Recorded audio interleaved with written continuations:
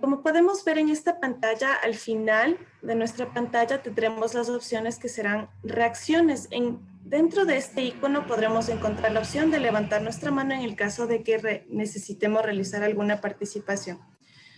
Como una indicación adicional, se nos ha habilitado dentro de la configuración el compartir pantalla, pero por favor, por respeto a nuestros panelistas, no optemos por esta opción, sino simplemente permitamos que sean los ponentes quienes ingresen con esta opción, ¿de acuerdo?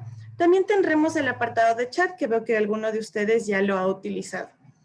Cualquier duda adicional, estamos a la orden. Nos pueden enviar un chat interno en el caso de que tuvieran algún inconveniente. Sean bienvenidos.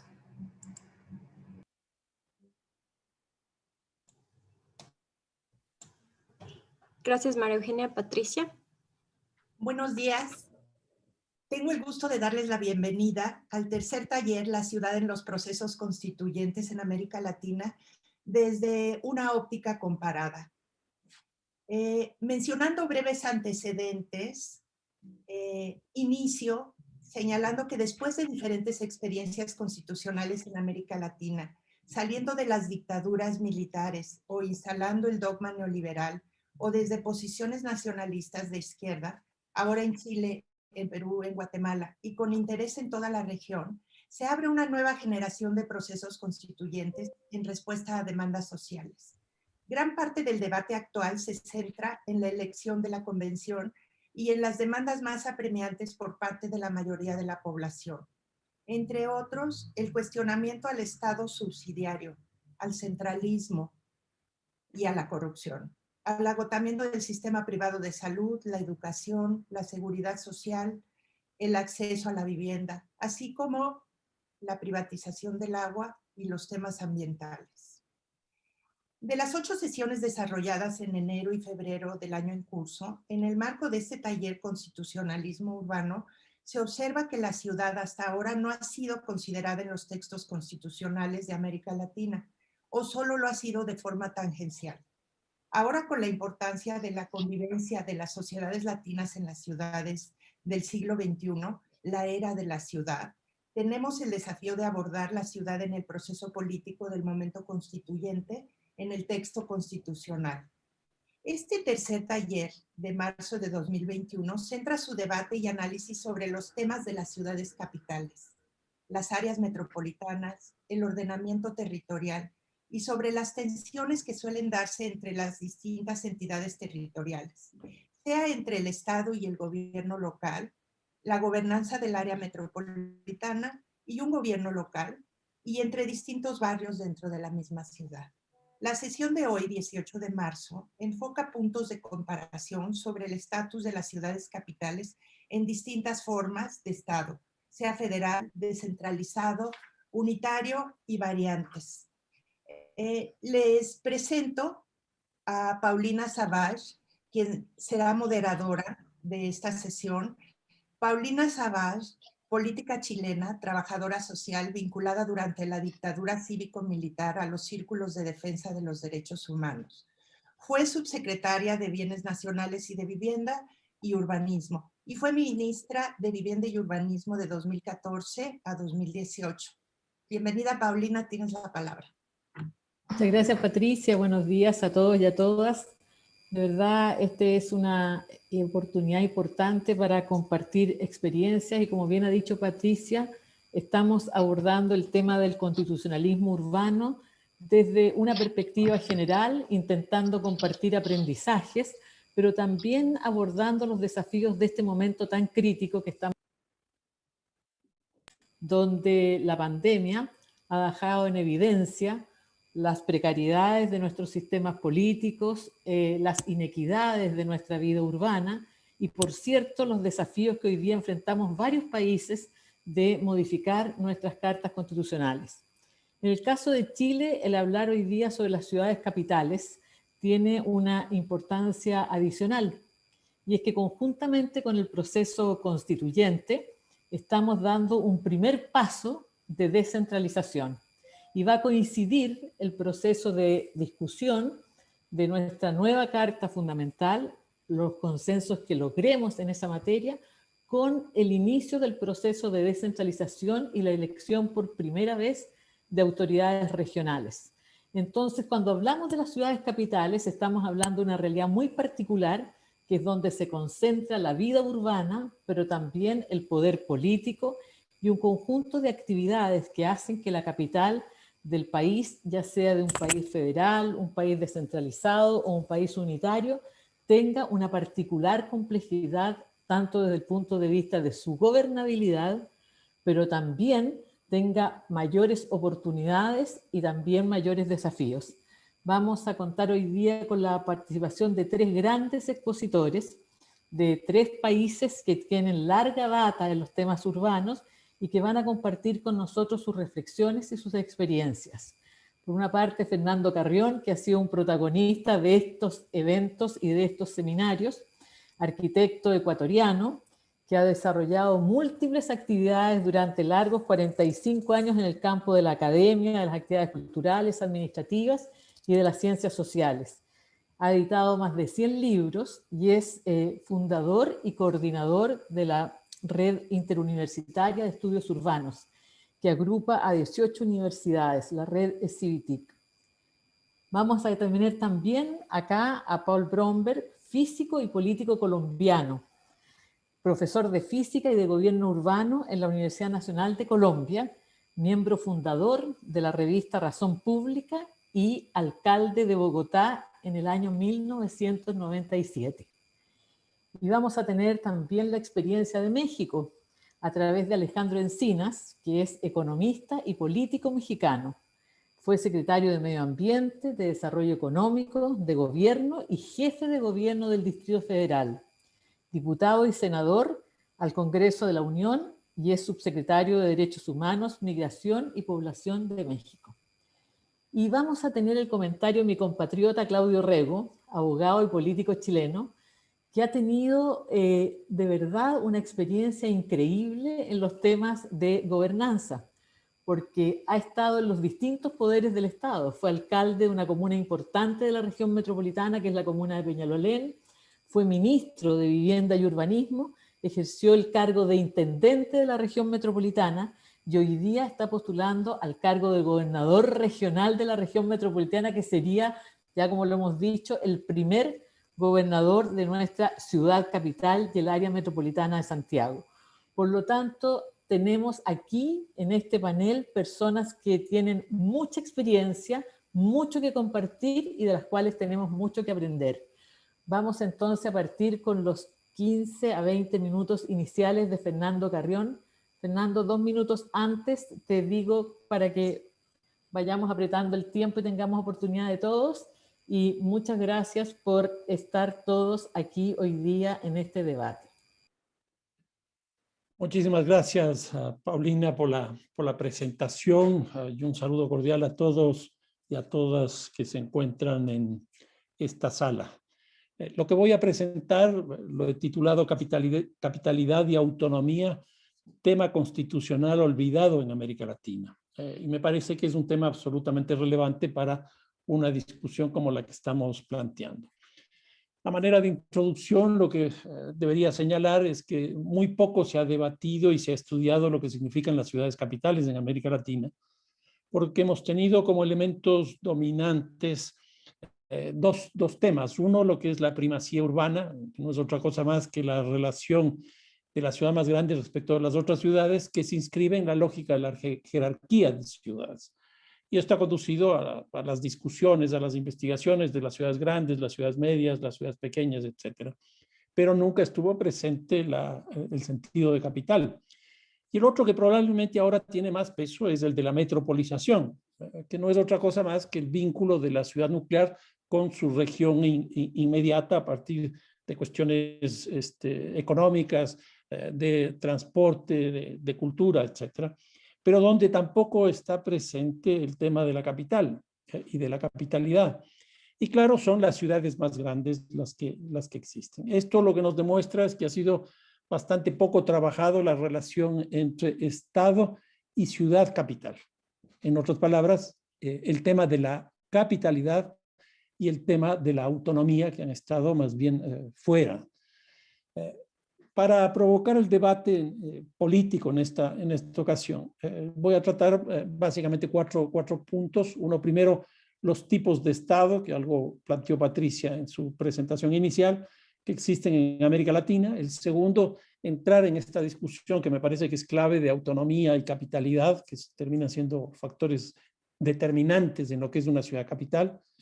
Luego, entrar en algunas características comparativas de lo que está ocurriendo con las ciudades capitales en América Latina.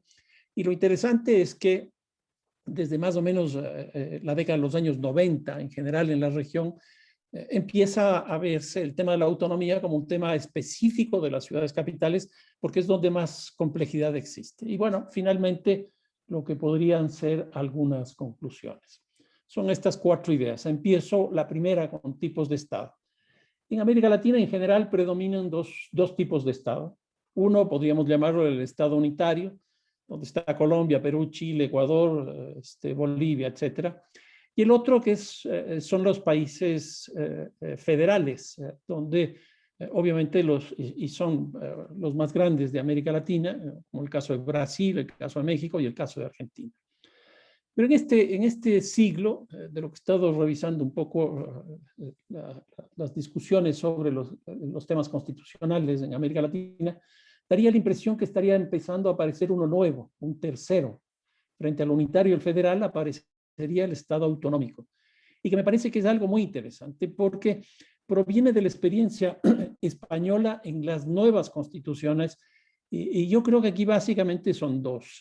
La de Bolivia, que es en el 2009, y la de Ecuador, que es en el 2008. Y lo que hacen es a través de técnicos, consultores, relaciones políticas, etcétera, traer de alguna manera el modelo español que se produjo con la Constitución de 1978, que tiene dos características. Uno, que plantea en esa Constitución que hay una autonomía territorial, jurídica, financiera y administrativa en los territorios españoles. Y esto tiene una vieja tradición en España que no solo es antes de la dictadura, sino tiempos incluso anteriores.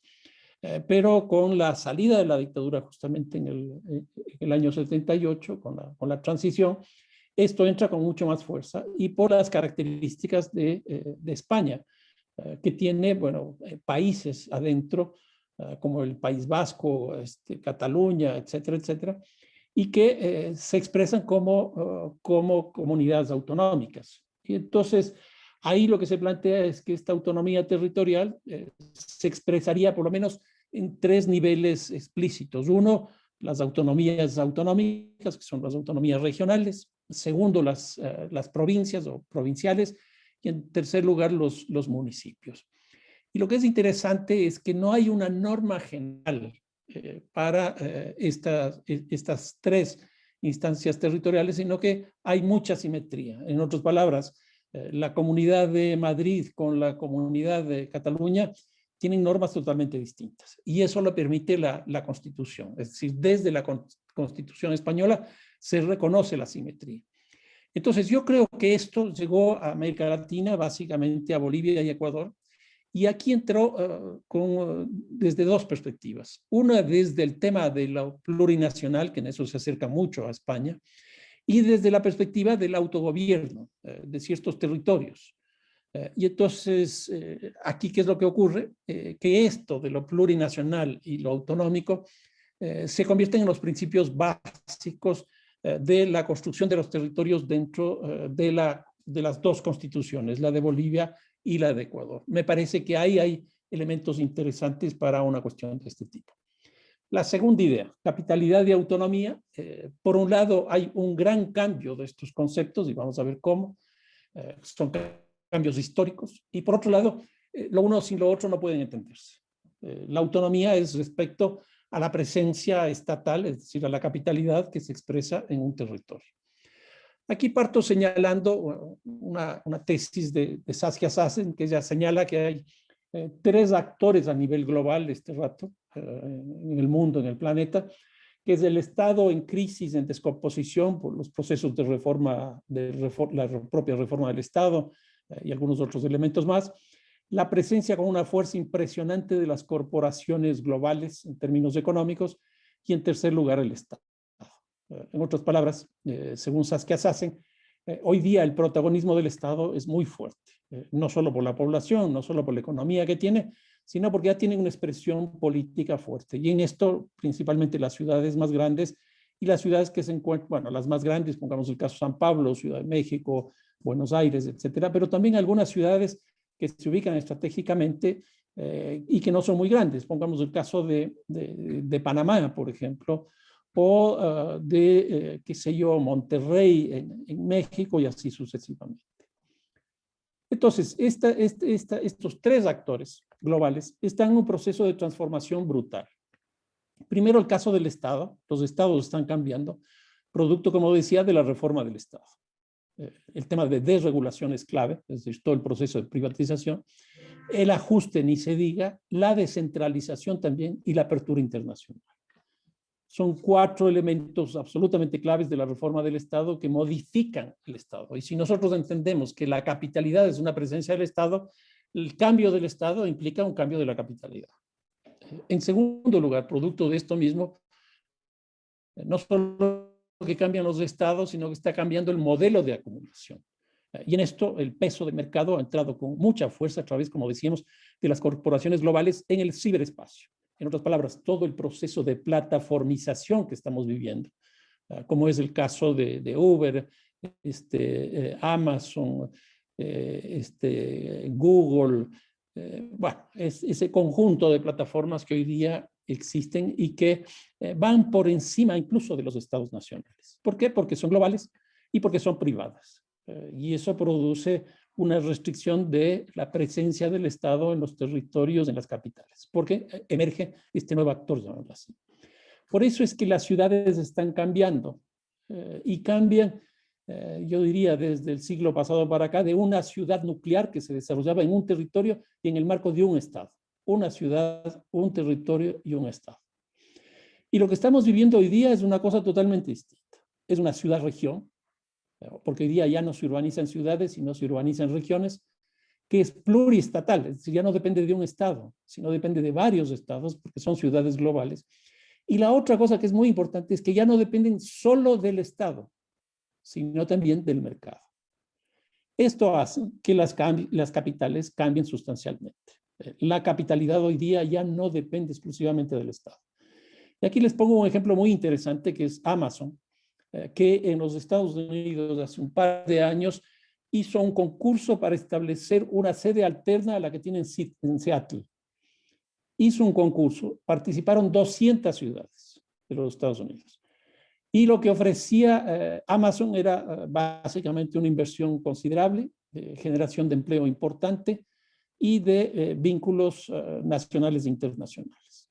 Y en las bases del concurso establecían cuáles eran las condiciones de infraestructura, como aeropuertos, como carreteras, autopistas, etcétera, pero también condiciones económicas, es decir, impuestos, por ejemplo, o apoyos económicos.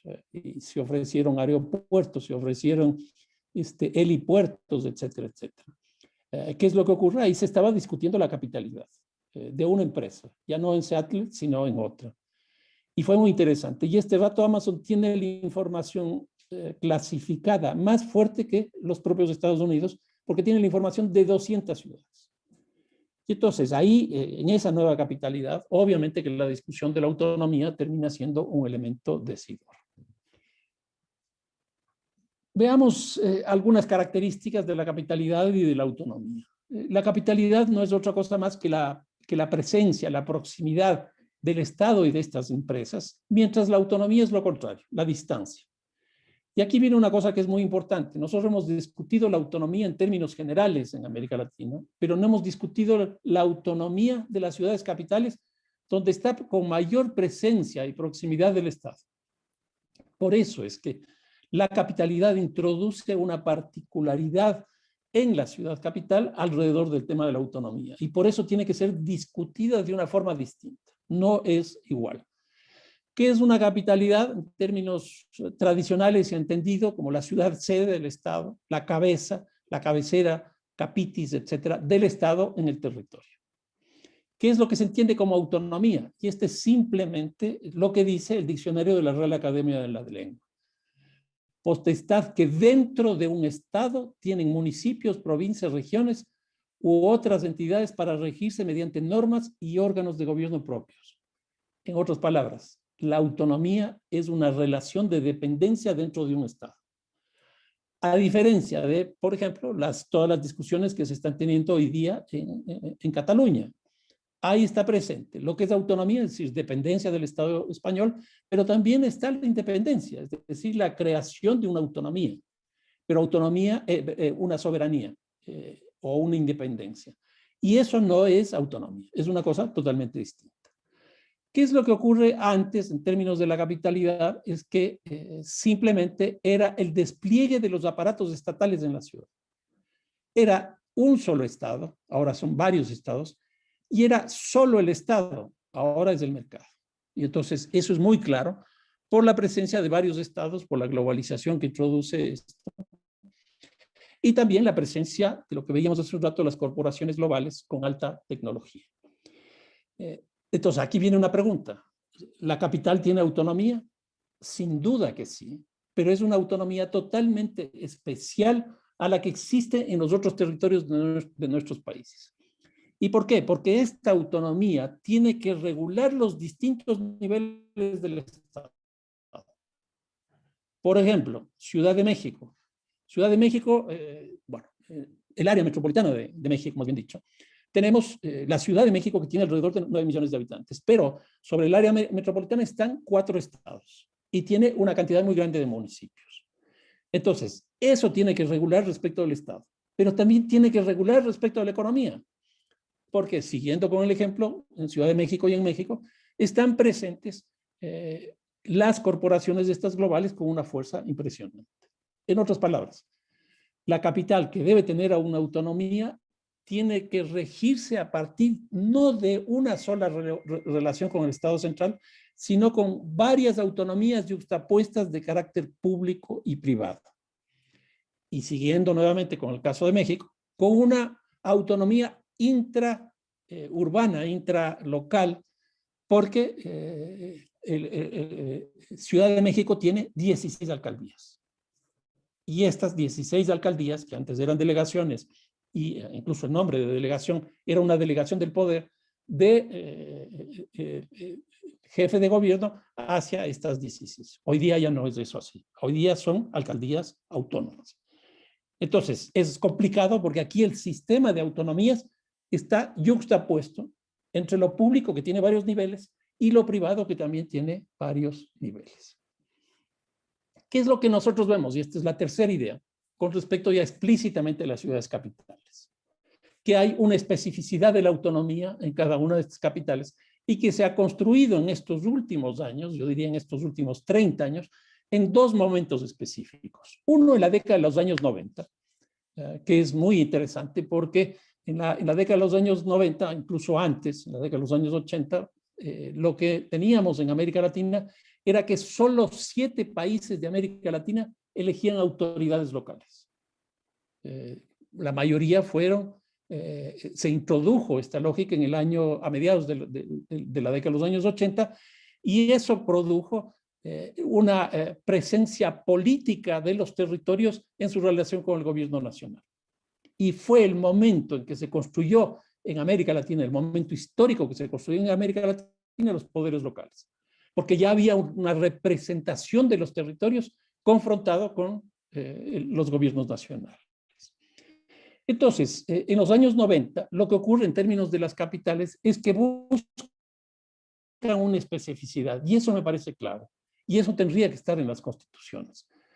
Y está, de hecho, porque la elección de las autoridades locales en muchos de los países de América Latina implicó las reformas constitucionales para que puedan elegir sus jefes de gobierno locales. Pero no solo eso, esta búsqueda de especificidad también requería mucho más competencias. Y eso hay que ver caso por caso, pero mucho más competencias. Y uno de los elementos principales son más recursos económicos. Y es impresionante cómo antes del cambio de siglo, los gobiernos locales empiezan a tener recursos mucho más amplios de los que tenían a principios de la década de los años 80. O sea, con la elección popular de alcaldes y de autoridades locales, esos poderes locales tuvieron más competencias y más recursos económicos. Pero lo que sí ocurrió es que hubo un proceso de desconcentración, más que de descentralización, al interior de los territorios.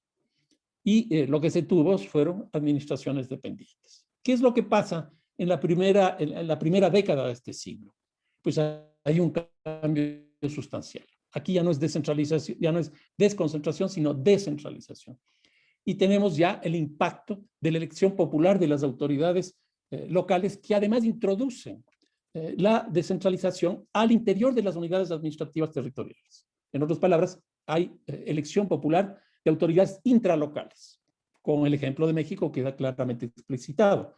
Pero eso tenemos en otras ciudades, que sé yo, como el caso de Montevideo y otras más.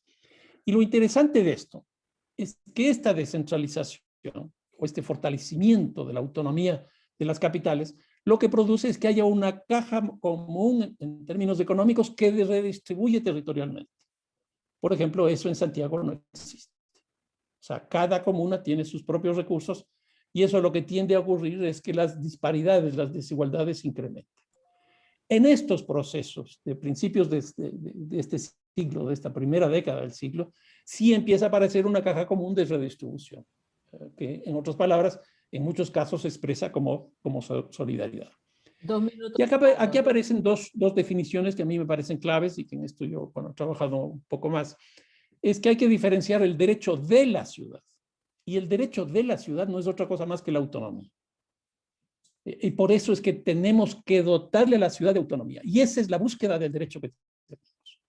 Y el ejemplo de la Constitución ecuatoriana en eso es muy interesante, porque la Constitución ecuatoriana establece el derecho de la naturaleza. Es decir, que la naturaleza es sujeta de derechos. Y yo creo que acogiéndonos a esa cuestión, por lo menos en el caso del Ecuador, lo mismo es el derecho de la ciudad. Y en segundo lugar es el derecho a la ciudad, que empieza a cobrar mucha fuerza. Y principalmente se expresaría en un gobierno mucho más democrático de la ciudad, de participación en términos económicos, políticos, etcétera, la búsqueda de la función social de la propiedad y el ambiente y lo que se podría decir como la justicia espacial, es decir, la redefinición de esa segregación urbana que ha producido tantas disparidades. Una segunda cuestión, y aquí ya metiéndonos mucho más en las ciudades capitales, lo que es interesante es que muchas de las constituciones de América Latina explícitamente señalan cuál es la capital de su país. La gran excepción es Chile. Chile no tiene señalado en la Constitución que su capital es Santiago. Y eso me parece que hay que enmendarlo. ¿Por qué? Porque simplemente poner con el nombre que sea que la capital del país es tal ciudad, eso ya le da una especificidad muy buena. Y aquí hay dos especificidades. Una que proviene de lo nacional, es decir, que hay una capital de la República, hay una capital del Estado Federal, etc. Y aquí aparecen, por ejemplo, el caso de Bogotá, que con la Constitución del 91 se especifica como distrito capital. El caso de Quito, con la Constitución del 84 y del 98, aparece que Quito es un distrito metropolitano. El caso de Brasilia, en la Constitución del 88, se señala que es un distrito federal. En el caso de Buenos Aires, en el año 94, se constituye la ciudad autónoma de Buenos Aires. Entonces, aquí tenemos 4 ejemplos de cómo desde lo nacional, simplemente con poner que la capital es tal, ya es un paso muy interesante. Y luego tenemos también una capitalidad que no es nacional, sino que son capitales de los gobiernos territoriales. Entonces existe, por ejemplo, la capital de los gobiernos intermedios, como podrían ser, según la nomenclatura de cada país, las provincias, en el caso argentino, en el caso ecuatoriano, lo estadual, por ejemplo, en Brasil, en México, o lo departamental, en el caso de Colombia, de Bolivia. Entonces, aquí tenemos dos formas de capitalidad, una nacional y otra desde los gobiernos intermedios. Ahora, lo que está detrás de esto es una especificidad asimétrica, es decir, ver distinto a la capital del resto de ciudades. Y aquí hay 4 dimensiones claves de la autonomía frente al centralismo, es decir, frente al poder. Una primera es que hay que diferenciar los 3 formas de descentralización explícitas. Una que es una descentralización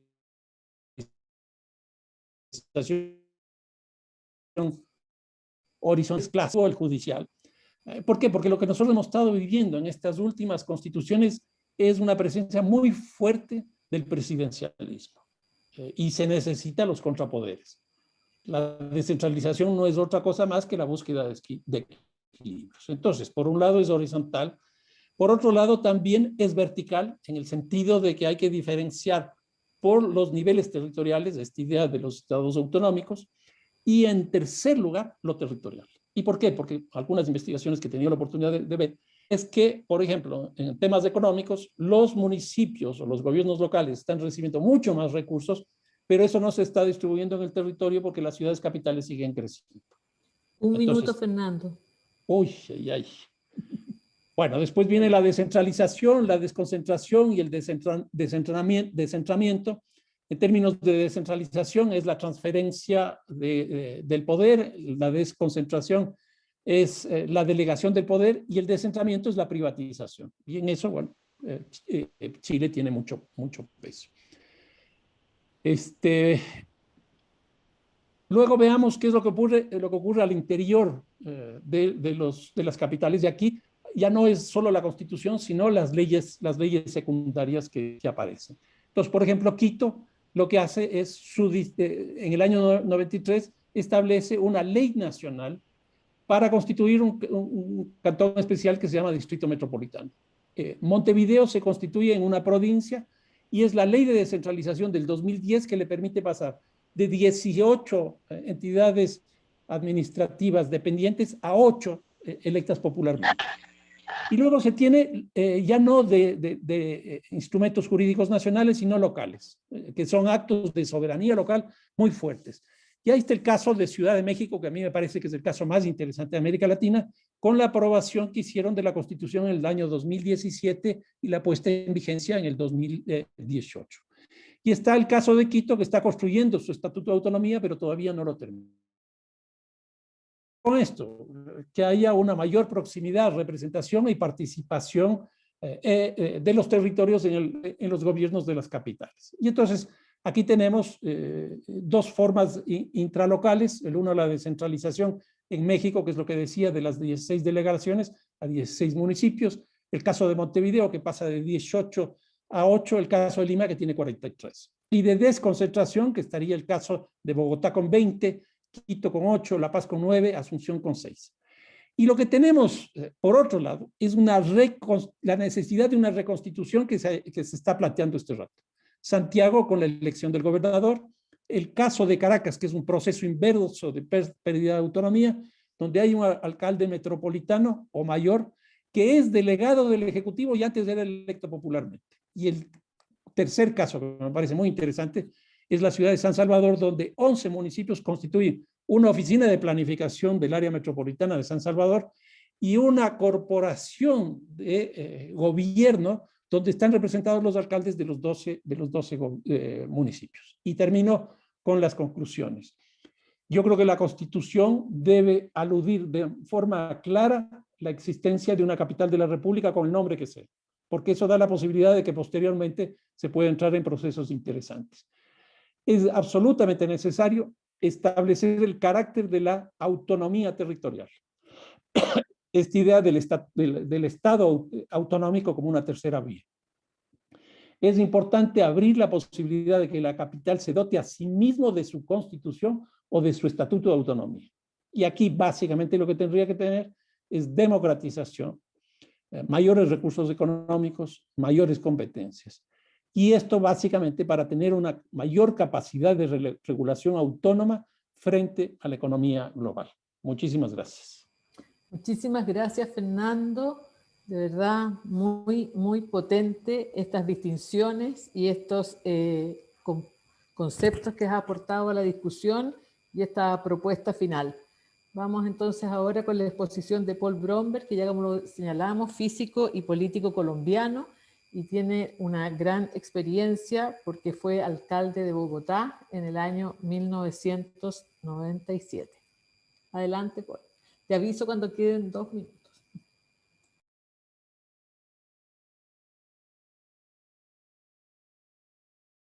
Está sin audio. Ya puse el audio. Vieron, estoy tomándome un café exquisito. Miren, yo creo que me gastaría 20 minutos explicando por qué yo voy a exponer lo que voy a exponer y la metodología que yo asumo para investigar los procesos políticos. Creo que la política tiene una autonomía suficiente para poder obtener de ella leyes. Hay una mentira en esa biografía de Wikipedia, que no sé quién es el calumniador que la escribió. Yo no soy político ya, ¿no? Es decir, yo llegué a ser alcalde porque yo no quería hacerlo. Eso fue lo que dijo el presidente Samper cuando me nombró. ¿Por qué me escogió a mí de una terna que presentó Mocos? Y le dijo, porque usted no quería y los otros dos tenían muchas ganas. Lo que me he dedicado es a tratar de entender los detalles, porque creo que muy en particular en el gobierno urbano el monstruo está en los detalles. Entonces, mi exposición va a ser muy distinta a la de Fernando. Me da pena porque parece demasiado en el piso, pero es que yo creo que hay que mirar realmente lo que ocurre, porque yo pienso en el corto plazo. Hay procesos constitucionales, esos son traumáticos. Quienes participan en esos procesos son políticos, esos producen decisiones. No es la razón la que se mueve detrás de esas decisiones, sino una lucha por el poder en el marco de las condiciones de lucha que se han aceptado las fuerzas políticas relevantes. Eso es lo que tenemos. Entonces, en esa perspectiva comparada, yo voy a informar lo que pasó en Bogotá, porque si muestro los detalles y el contexto, puede ser útil. Puede ser útil para algo que va a ocurrir este año, y la información que se obtiene puede ser útil, pero tengan en cuenta que es mi interpretación y mi selección de datos. De esos 4 puntos, capitales, áreas metropolitanas, organización territorial y subalcaldías, pues alcanzo a mencionar un poquito el primero, solo Bogotá, ciudad capital, y por qué apareció en la constituyente, por qué apareció y por qué esa información puede ser útil para saber si la constitución que van a elaborar, por ejemplo, ahora en Chile, va a aparecer o no va a aparecer la capital y de qué manera. Bien. En América Latina siempre coincide la capital con la ciudad primada, la más importante demográfica, económica y políticamente. Casi siempre, digamos, hay problemas ahí entre Río de Janeiro, Brasilia, etcétera, etcétera, pero eso es muy común.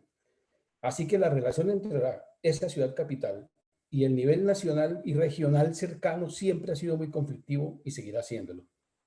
El caso de Bogotá lo tramito en 25 páginas en el texto que está preparando la Flaxo y la CEPAL sobre esta situación en los países de América Latina. ¿Cuál es la relación entre la capital? Ese tema que Fernando dice falta por analizar y que yo describí y analicé, y es cómo es el proceso histórico por el cual Bogotá llegó a ser la capital de Colombia. Ciertamente, a lo largo de su historia republicana, la Constitución mencionó a Bogotá solamente para designarla como sede de gobierno. Bueno, la designaba, a veces inclusive la palabra aparece, por ahora. No aparece, pero en realidad era lo que estaba detrás, no habiendo nada mejor, porque estaba en discusión la configuración del Estado Nacional. Es decir, si íbamos a unirnos en una sola república, Ecuador, Venezuela y Colombia, por supuesto la capital no podía ser Bogotá, por supuesto que no. Entonces la ponían por ahora y eso se mantuvo y se mantuvo siempre con algunos debates, es decir, el asunto no ha estado ausente del debate nacional de ninguna manera porque está muy ligado a la configuración finalmente del Estado-Nación. Realmente el Estado-Nación en Colombia ni siquiera es de 1886, de donde surge una constitución que después de los Estados Unidos es la más prolongada en vigencia de toda América. 105 años duró la Constitución del 86, pero las fuerzas políticas se acogieron a esa Constitución solamente en 1910. El siglo XIX se perdió. Se perdió en guerras y en decisión sobre si existíamos o no existíamos. En 1910, además, se configuró la nación porque Panamá se fue. Unos dicen que se la robaron, pero siempre quisieron irse. Panamá se fue. Y entonces el golpe nacional fue tan duro que dijeron, hombre, las fuerzas políticas, hagámonos pasito, decidamos si esto funciona o no funciona. Entonces, en esas condiciones, la mención de la capital, pues no podía ser sino una mención como se hizo, pues pensando en si la unidad nacional existía o no. Pero en 1905, y durante 3 traumáticos años en una especie de cuasi dictadura, a Bogotá se le dio por primera vez un estatuto especial. ¿Por qué razón? Porque era una ciudad paupérrima sin poder económico y por consiguiente era necesario conseguir recursos de toda la nación para que esto dejara de ser una posilga, porque era una posilga. No podemos compararnos con México, no podemos compararnos con cantidad de ciudades. Esto es una ciudad muy atrasada, necesitamos que sacar recursos de la nación para poder hacer de su capital una cosa presentable. Ese fue el argumento que se expuso en 1905.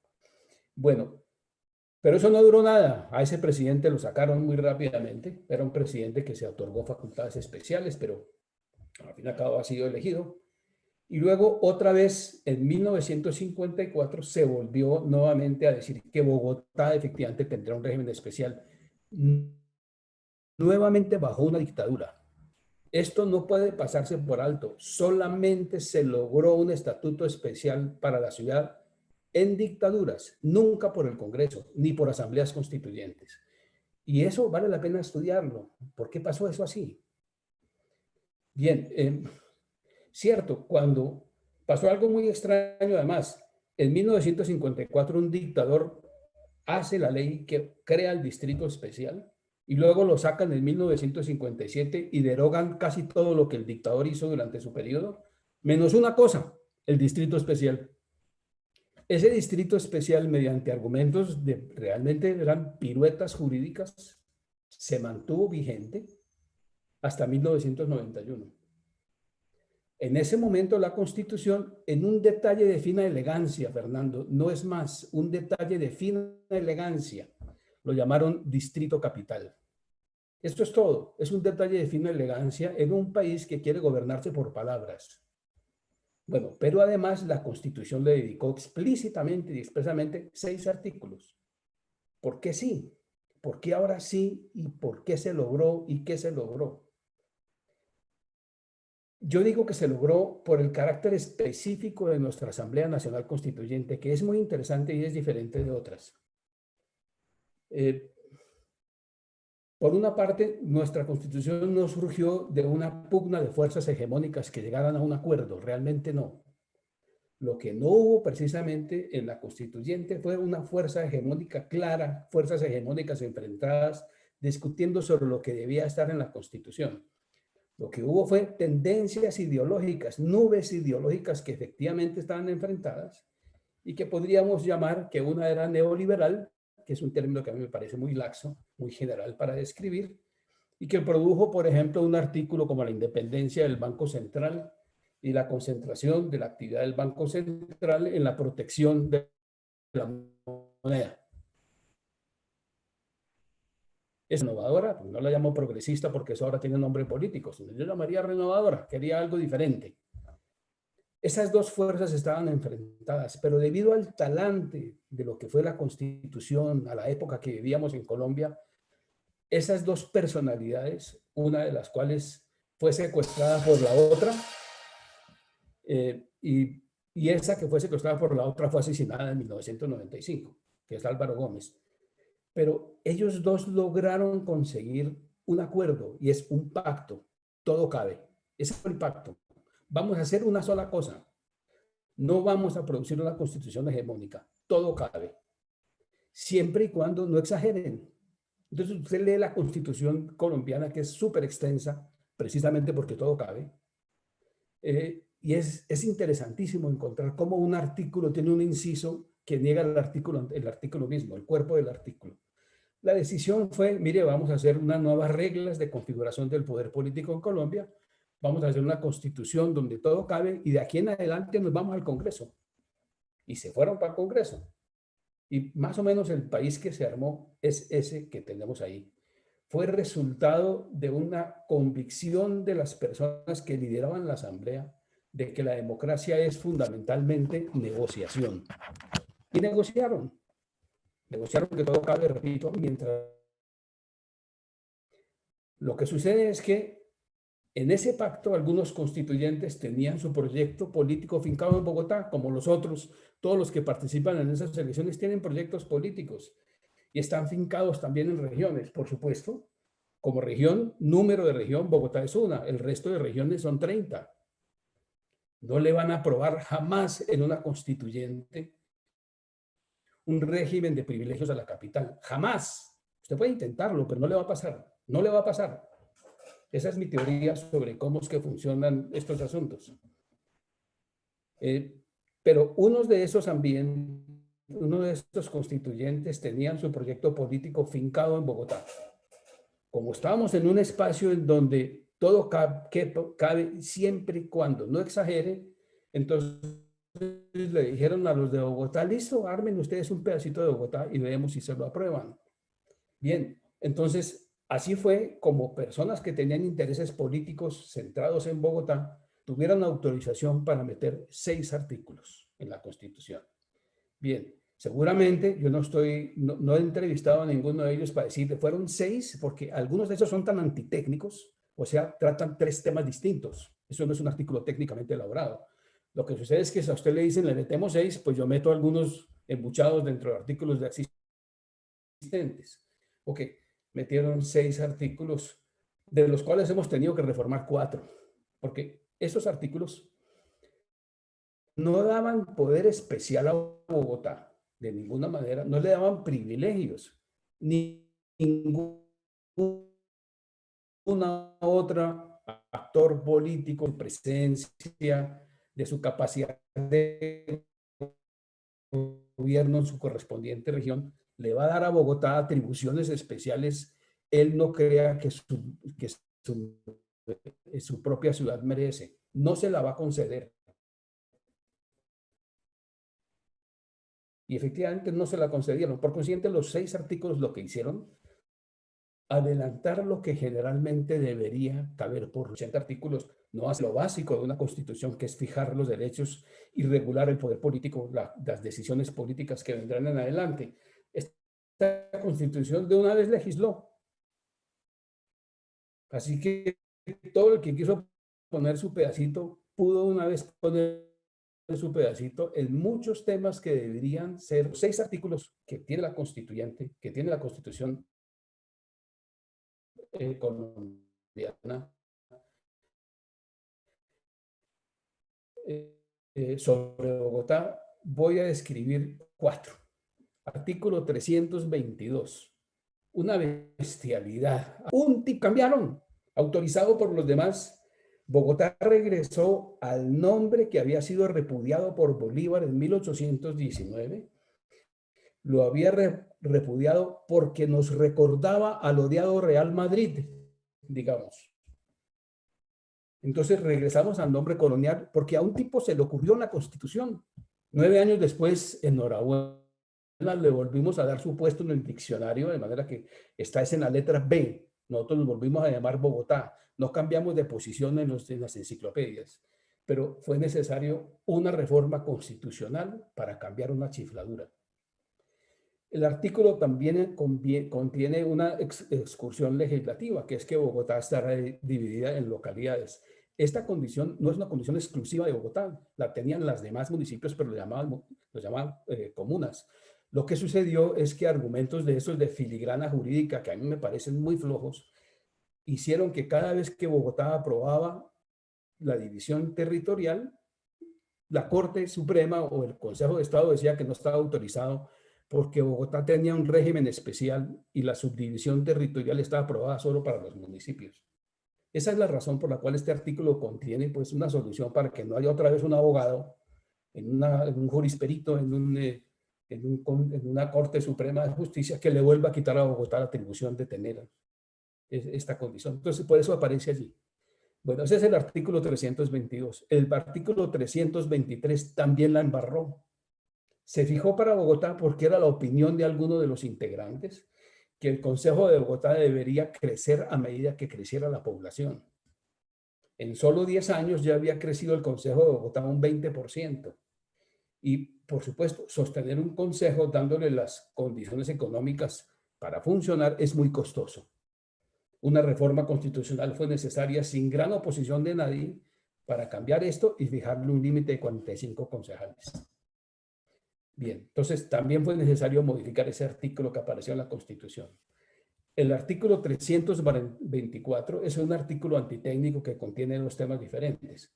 Bien, uno de ellos es un artículo rarísimo que es, pues, Fernando habla que en Bogotá lo que hay es una desconcentración, pero en Bogotá hay una cosa rarísima, una demostración del ingenio, pues, de los colombianos, que fue que crearon un congresito local con una capacidad de gestión en las palabras mucho mayor que el Congreso Nacional. Tenía la posibilidad de fijar presupuesto, tenía la cantidad de condiciones. Y el alcalde es un tipo extraño nombrado mediante terna hecho por ese congresito local. Es una cosa extraña la que hay allí. Es muy interesante la figura, pero es muy extraña. Así que Bogotá sí tiene esa atribución extraña que le entregan a las juntas administradoras locales, que son un congresito local elegido por el voto para distribuir un presupuesto cuyo monto está relativamente asignado por ley, es un monto fijo. Pero todos los alcaldes mayores han tratado de recortarle las alas a ese presupuesto en una discusión pues que no cabe para lo que yo estoy trabajando aquí. Y luego viene el artículo 327 en un tema que también ya mencionó Fernando y que es de una enorme importancia. Y es, bueno, ¿y cuál es la relación entre Bogotá y el departamento del que hace parte? El departamento es el nivel territorial regional del cual Bogotá hace parte, geográficamente. Pues se da una cosa extrañísima. Bogotá sigue siendo la capital del departamento de Cundinamarca, pero Bogotá no hace parte de Cundinamarca, aunque está en toda la mitad. O sea, el gobierno de Cundinamarca es un gobierno en el exilio. Este artículo lo que dice es que los electores de Bogotá no pueden participar en la designación del gobernador, ni pueden participar en la designación de la asamblea departamental. Eso es importantísimo. Eso querría decir que en realidad, digámoslo así, los electores de la gran ciudad, que serían mucho más que los electores de los municipios que rodean a la ciudad, hasta de completar el departamento, pues estarían eligiendo al gobernador. Eso no parece justo, pero tampoco sería justo que la zona rural tuviera influencia sobre la manera como se gobierna Bogotá. Darle autonomía a las ciudades es un asunto sumamente difícil cuando hay fronteras abiertas, cuando hay una enorme interacción entre las dos. ¿Cómo se hace esa autonomía? Pues eso es mejor regularlo por ley. Lo importante es que la Constitución no lo prohíba, pero es mejor regularlo por ley. ¿Cuáles son las lecciones para Colombia, digamos, que nos da la historia de estas plegarias atendidas? Según Santa Teresa, más hemos padecido llanto por las plegarias atendidas, las no atendidas. Se cometieron muchos errores, efectivamente ha tenido que corregirse todo y ha ocurrido algo que es en realidad incómodo para un país. Es decir, si la Constitución se vuelve un trapo, no hay Constitución. Si se vuelve un deporte jurídico de alto riesgo, porque lo es, reformar la Constitución cada rato, que es lo que estamos haciendo, pedacitos de la Constitución reformados permanentemente, pues entonces no tenemos Constitución. De aquí se puede sacar una lección general, que es la que vamos a mencionar enseguida. Es decir, las palomitas legislativas, así se dice en Colombia, cuando a alguno le dejan manejar un carro así como por un ratico. Esas palomitas legislativas que se dieron en la constituyente no son convenientes. No son convenientes porque una constitución tiene fuerza si es altamente legítima y si es estable. No si toca cambiarlo y resulta cambiada por las fuerzas políticas que siguen después las reglas establecidas en la Constitución. Entonces, voy a decir algunas cosas que yo creo que son importantes para un proceso constitucional basado en la experiencia de cuál es el verdadero juego político, que no es el juego de los grandes conceptos. Es el juego de la lucha por el poder político establecido en las reglas de la democracia. Bien. Primer consejo, que es un saludo a la bandera. Ojalá pudiera llegarse a un acuerdo político amplio para poner límite al deseo de aprovechar la Constitución para tomar decisiones que debían ser de Congreso. 2 minutos, Paul. ¿Perdón? 2 minutos. Sí, estoy terminando. Ojalá pudiera llegarse a un pacto de eso.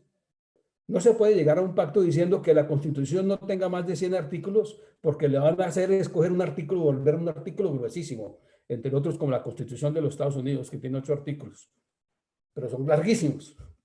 Bueno, segundo, otro saludo a la bandera. Es mejor un ambiente de negociación que un ambiente de pugnacidad. Si quieren conseguir algo, lo mejor es llegar a reglas ciertas y resultados inciertos, en lugar de procurar una constitución hegemónica que no va a funcionar. Y eso vale inclusive para la legislación sobre la ciudad. Tercero, pretender privilegios para la ciudad capital, que es de por sí cuestionable. Además, sería casi imposible en un ambiente como el que seguramente va a ocurrir. Las regiones siempre se enfrentan a la capital. No conozco un solo sitio donde eso no ocurra. Cuarto, si la composición de la Asamblea Constitucional es similar a la que generalmente ha prevalecido en el Congreso, no va a salir casi nada de la Constitución. Sí, lo que ocurrió en Colombia es que los que ganaron las elecciones para ser miembros de la Asamblea Constituyente fueron personas que generalmente no participaban en elecciones. El proceso electoral con más baja participación electoral que ha tenido Colombia es la elección de la Constituyente. Solo el 20%. Pero tuvo un producto que es considerado por todos los colombianos como la nación de la nación, tanto que Colombia sufre de una enfermedad que yo llamo deísmo constitucional. Todo es la Constitución. Es la demostración de que Dios es la Constitución. Todo es la Constitución. Las ciencias sociales se acabaron. Ahora son los jurisperitos los que saben de todo, de antropología, de etnografía, de economía. Son los jurisperitos. Eso es, porque nosotros nos volvimos un país de abogados en un país que pretendemos construir a partir de las cosas que dicen los abogados. Bien. Algo para terminar. En Colombia hay un dicho que dice que solo hay alguien más peligroso que un jurisperito y es un aficionado a la jurisprudencia. Yo soy uno de estos aficionados a la jurisprudencia. Yo trato de aplicar la lógica. Todo aquello que un Congreso que una Constitución no prohíbe explícitamente, es posible hacerlo por parte del Congreso. Si la Constitución no prohíbe explícitamente que se armen áreas metropolitanas, es mejor que se haga por ley. Entonces, lo que hay que procurar es que la Constitución no prohíba lo que no queremos que prohíba.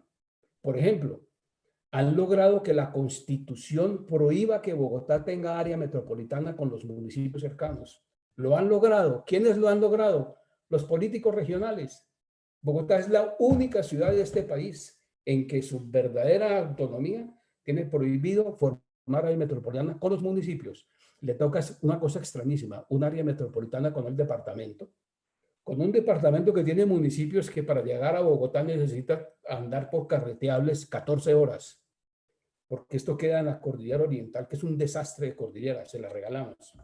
Ok, son 5 reglas de cómo realmente funciona una constitución, de la experiencia que tenemos en Colombia manejando nuestras reglas constitucionales. Hemos querido modificar la manera como se hace la descentralización, pero no podemos porque requiere una reforma constitucional y las reformas constitucionales son traumáticas y siempre hipotecan el poder de quien decide emprenderla, porque vienen las negociaciones y son negociaciones muy complicadas. Bien, como verán, no pude citar a Saskia Sassen porque yo creo que la vida política, yo me he dedicado a estudiar cómo esto funciona, eso llaman ciencia política. No es filosofía política, es ciencia política. Y la ciencia política es una ciencia que busca entender empíricamente cómo se comportan los políticos en la lucha por el poder. Y se comportaron así. Eso era. Gracias. Muchas gracias, Paul. Realmente agradecidos de poner aquí la experiencia de Colombia. No sé qué pensarán los jurisconsultos después de tu intervención, sí, pero la verdad las cosas es que nos ha quedado claro que no hay que pensar que la Constitución resuelve todos los problemas y que hay temas que debemos generar por la vía de consensos más profundos y dejarle algo a las leyes.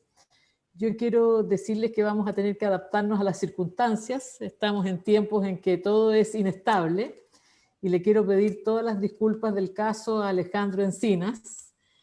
Vamos a hacer un pequeño cambio de orden porque Claudio Rego tiene un emergente que resolver y su única posibilidad de intervenir es cambiando el orden. Pero yo creo que somos todos personas que estamos acostumbrados a que los tiempos cambien para allá, así que Alejandro, ¿me permites? No te preocupes, no hay ningún problema, Paulina. Ya, nosotros que somos tierra de terremotos y de cambios, vamos a hacer un cambio aquí, ¿ya? Muchas gracias, Alejandro. Entonces, le vamos a dar la palabra a Claudio Rego, que ya lo anticipamos, es abogado, político chileno, exalcalde, exintendente, exministro y hoy día candidato a gobernador de la región metropolitana de Santiago. Adelante, Claudio. Oye, muchas gracias, Paulina. No sé si es posible que me acepten porque me traté de meter ahora por el computador, estaba por el celular. Si me pueden aceptar ahí los encargados de la administración. Así ahí estoy haciendo aceptado para poder conectarme por el computador, que es más fácil. Tienes que apagar el celular para tengo, que... Ahí sí, sí. tengo, no.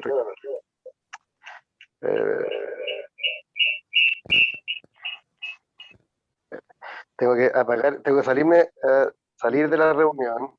Tienes que salir del celular y quedarte solo con el computador. Eso, Aquí. se necesita solo uno. Ahí está.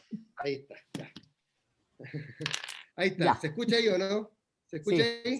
te escuchamos y te vemos. Adelante. Oye, bueno, muchas gracias, Paulina. Oye, pido mil disculpas a Alejandro por este inconveniente. Para quienes han sido candidatos alguna vez saben que esto de estar de comentarista en un seminario de alto vuelo es casi un lujo asiático, porque la verdad es que estoy lleno de campaña.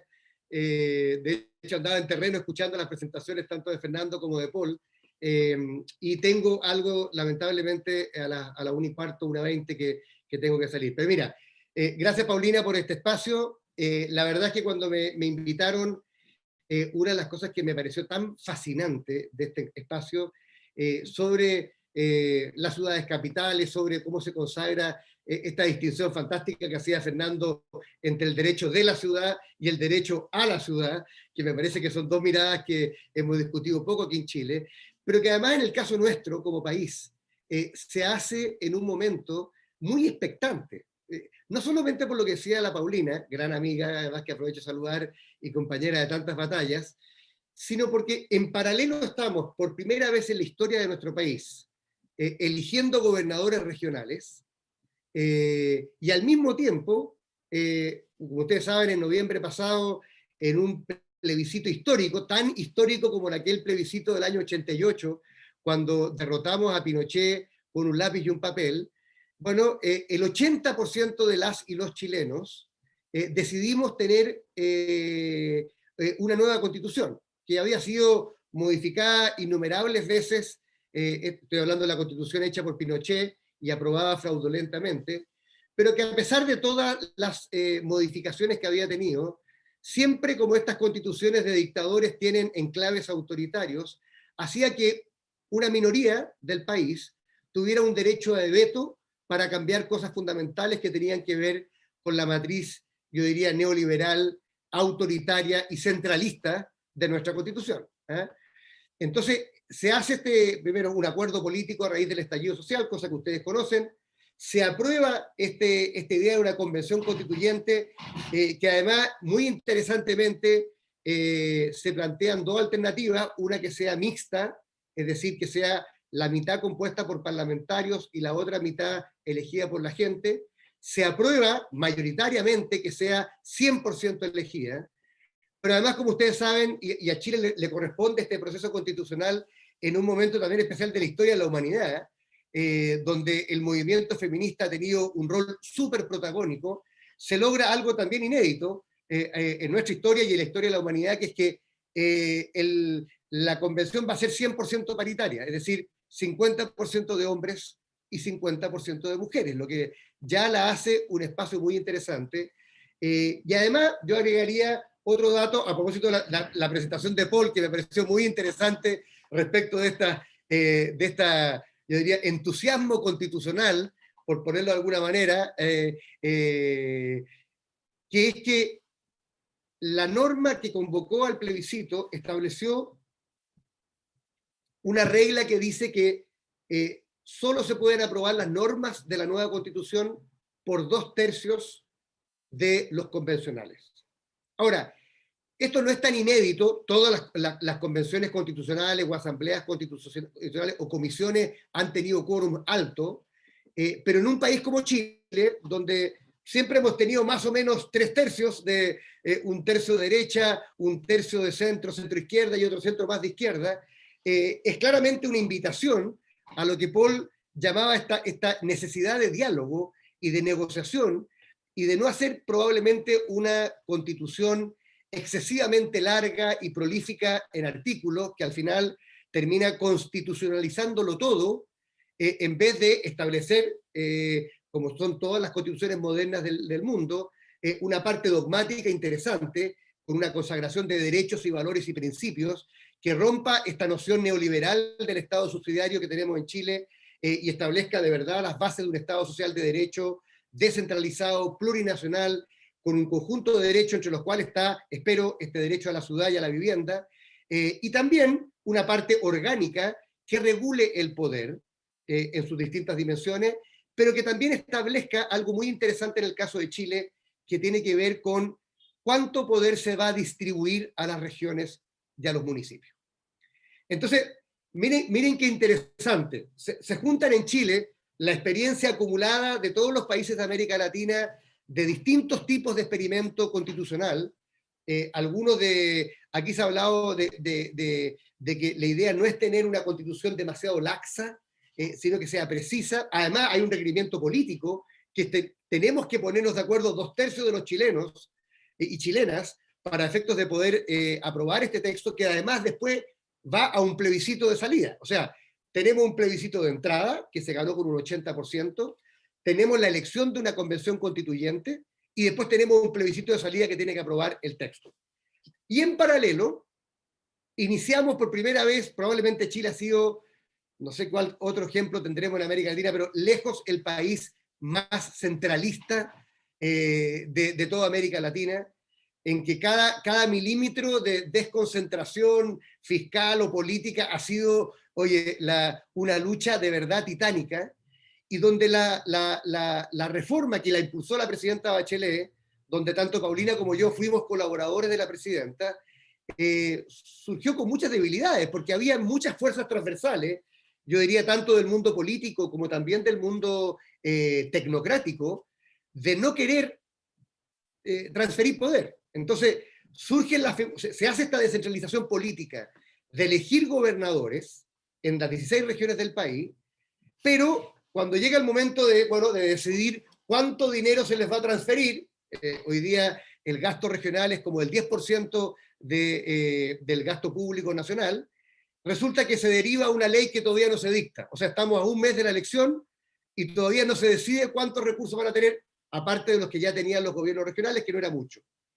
Segundo, se dice que las competencias, en vez de entregárselas desde el día 1, lo que se va a hacer es un proceso en que los nuevos gobernadores elegidos le van a poder pedir competencias al Ejecutivo. Yo no conozco todavía al presidente de la República que voluntariamente entregue sus atribuciones. Imagínense en el caso de Chile, además, donde la región metropolitana de Santiago, a la cual yo aspiro a gobernar, tiene el 42% de la población del país. O sea, si yo ganase la elección del año 2000, o sea, de este año, de abril, sería la segunda autoridad más votada del país. Entonces, en ese contexto, oye, esto solo ocurre en Chile porque estamos en Zoom y estoy solo, me acaban de tocar el timbre, tengo que abrir la puerta, me dan medio segundo, disculpe. Esto ya no tiene que ver con la pandemia, les quiero decir, ya esto es Claudio Rego en persona, esa es su personalidad. Esto es lo más parecido que hay. Oye, esto es lo más parecido que hay a la realidad, pero bueno. Oye, pero para terminar un poco la idea, entonces yo digo que es muy interesante porque se crean estas figuras que van a tener un gran poder político, y sin embargo no se le transfieren todas las competencias, no se definen todavía todos los recursos, y se establece un mecanismo de negociación a futuro. Ahora, esto ocurre para todas las regiones en general, pero en el caso de la región metropolitana, tal como decía Paul y Fernando, las áreas metropolitanas en general y las ciudades capitales en particular tienen una fisonomía propia. Primero porque ahí está muchas veces radicado el poder político, entonces hay una tensión entre el gobierno metropolitano o ciudad capital y el gobierno nacional. Segundo, porque la realidad metropolitana es de la esencia, creo yo, de todas las ciudades capitales. En el caso de la región metropolitana de Santiago, para que tengan una idea, tenemos 7,5 millones de habitantes, pero además tenemos 52 municipios. Yo fui alcalde de uno de esos municipios, entonces la fragmentación territorial del área metropolitana y también la fragmentación funcional que tienen los ministerios la hace muy difícil de gobernar. Entonces, por ejemplo, uno se pregunta, ¿cómo se va a manejar el transporte en la ciudad de Santiago? Bueno, el transporte está hoy día radicado en el Ministerio de Transporte del país. Es un poco la situación de Londres pre-reforma del 2020, del año 2000. Es decir, el gobierno nacional maneja y gobierna la ciudad. Entonces lo que va a ocurrir en Chile es que se inicia un camino, y eso es lo que yo veo en relación a lo que yo escuchaba en las presentaciones, se inicia un camino que tiene algo de Colombia, en el sentido que va a haber esta tensión entre la capital y las regiones, por supuesto. Ahora, la gente de regiones confunde la capital con el gobierno nacional, cree que el gobierno de la ciudad es el gobierno del país, y no es así, solo que ocupan el mismo territorio. Pero va a haber una tensión entre las regiones y Santiago, va a haber una tensión entre el gobierno de la ciudad y el gobierno nacional, por razones obvias, porque vamos a querer tener más atribuciones, y sobre todo diría yo porque si hay algo que yo he aprendido estudiando las experiencias de metropolitización de las áreas urbanas, es que es muy difícil gobernar una área metropolitana desde la fragmentación municipal o desde el nivel nacional.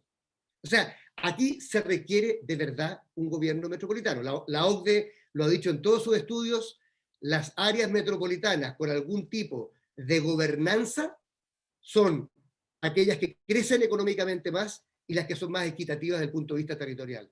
Entonces es evidente que se requiere un gobierno metropolitano. La pregunta que yo me hago, en Chile va a haber un gobierno, se va a crear en el marco de la nueva constitución una regulación específica para Santiago, cuando es la ciudad que congrega el 42% de los habitantes, ¿sí o no?